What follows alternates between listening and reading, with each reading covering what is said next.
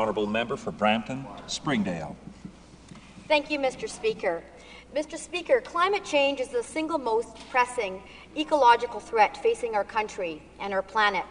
And I am here today on behalf of my constituents of Brampton, Springdale, the children, the youth, the seniors, and our families who are concerned about global warming and climate change. They are concerned about having an action plan for climate change. And the fight against climate change is one in which all Canadians are concerned about. Canadians from all socioeconomic backgrounds, Canadians from all cultural groups, Canadians from every walk of life, because environmental sustainability, economic prosperity, and social justice are three pillars that are paramount to every Canadian family. This is why, Mr. Speaker, I stand in the House today to lend my full support for Bill C-288, an act to ensure that Canada meets its global climate change obligations under the Kyoto Protocol. Mr. Speaker, we have seen that not only in the last decade, but in the last few months, climate change does exist. The threat of climate change is real, and it is here. The levels of greenhouse gas emissions, such as carbon dioxide in the atmosphere, are now rising faster than ever. This has led to record increases in temperature over the 20th century. We must take action, and we must take action now to ensure energy efficiency of our economy and our productivity. It is an issue of the quality of life of our citizens. And as global citizens, we have a responsibility. We have a responsibility to our fellow citizens throughout the world to take action and to provide leadership as a country. We have a responsibility to work with the international community to reduce greenhouse gas emissions and clean up our global environment. What we need, Mr. Speaker, is leadership, and we need a plan of action. And I know that the Liberal Party and Canadians across this country all agree that we have a responsibility to our children and to our grandchildren to ensure that we act, and that we act now. We must ensure that we build a healthy and sustainable environment in which every citizen throughout the world has the highest quality of life possible.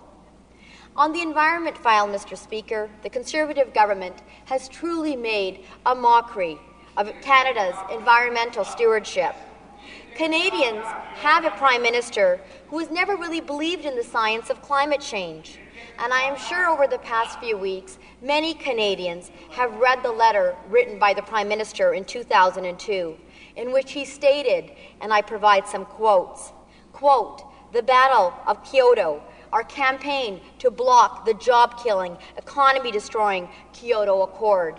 Another quote from the letter, quote, "It is based on tentative and contradictory scientific evidence." And yet another quote, "There are no Canadian winners under the Kyoto Accord. It will take an army of Canadians to beat Kyoto." And the letter goes on and on. However, we've noticed that in the past few months, this Prime Minister and the Conservative government has suddenly decided to go green because the polls have shown that the environment is one of the top priorities of Canadians. But a leopard can never truly change its spots, because the fact of the matter is this government has embarrassed us at an international level and damaged Canada's reputation when it comes to the environment.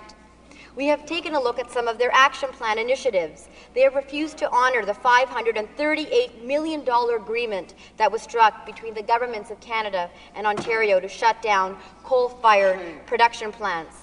They have refused to honour their commitments of the Partnership Fund to fund climate change programs that were run by provinces and municipalities, a loss of $328 million to Quebec for its Kyoto plan.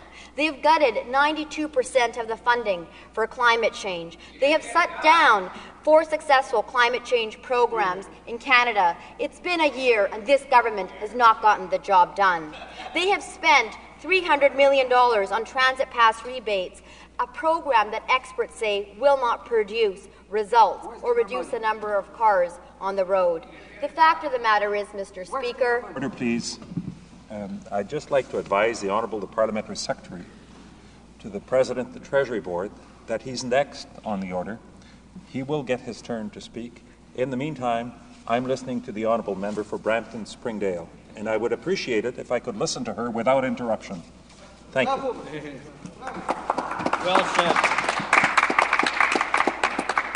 Thank you, Mr. Speaker. The time and effort that goes into writing the speeches, I appreciate that you as the Speaker are listening along with many other Canadians.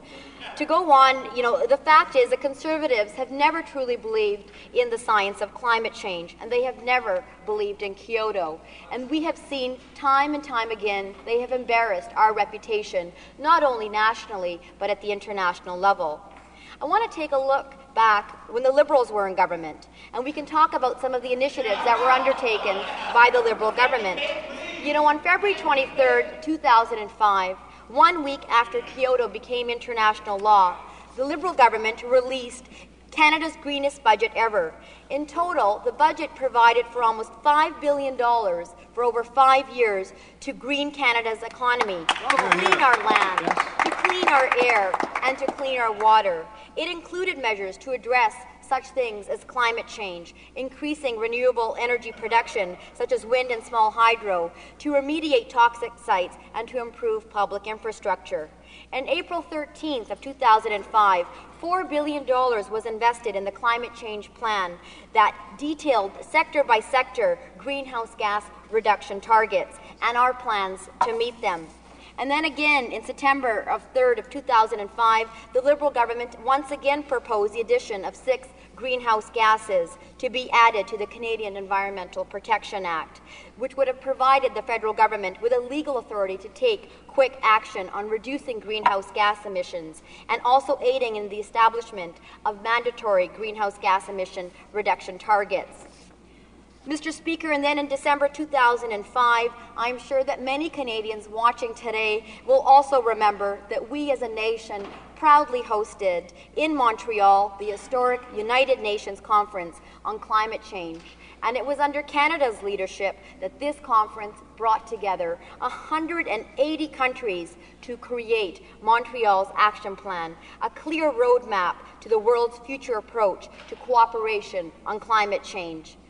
This particular initiative outlined energy efficiency and innovations in clean technology to promote economic growth without increasing polluting emissions, and also launched a dialogue on long-term cooperative action on climate change. And then in 2006, a 10-year, $1 billion comprehensive 4-part strategy was announced to clean up problematic areas such as the St. Lawrence River Basin and the Great Lakes. Mr. Speaker, it is evident that the Conservatives in the last year have turned their back on the science of climate change. They have turned their back on global warming, and they have not gotten the job done. And as I think has been said before in the House today, the issue of climate change, the issue of the environment, and the issue of global warming requires cooperation.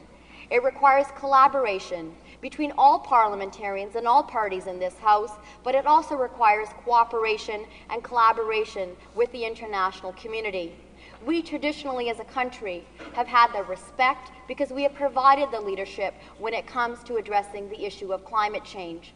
And that is why that we as a House and as all parliamentarians support the bill being brought forward today, because it is going to ensure once again that we as a country will provide that leadership. We will provide and have the respect needed to ensure that we can as a nation meet our international obligations to the Kyoto Protocol. And having traveled and spoken to many Canadians across this country, it is clearly evident that Canadians want action.